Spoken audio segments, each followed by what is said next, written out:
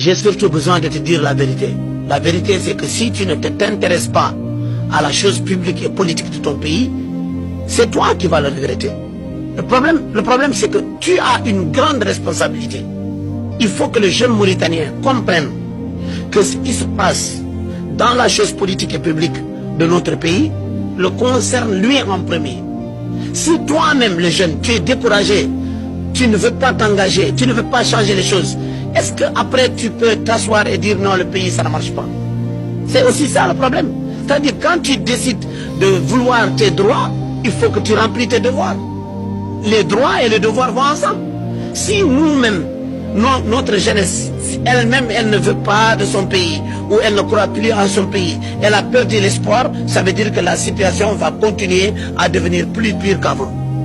Si maintenant notre jeunesse s'intéresse à l'avenir, à la gestion économique, politique de notre pays, ça veut dire que le pays aura un grand espoir d'avoir des grands cadres qui vont émerger et qui vont changer la donne.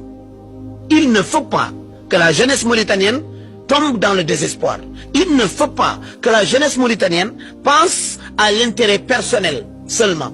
Il faut calculer l'intérêt général. Sinon, ce sont nos enfants qui vont encore souffrir plus que nous aurons à souffrir sur cette terre-là.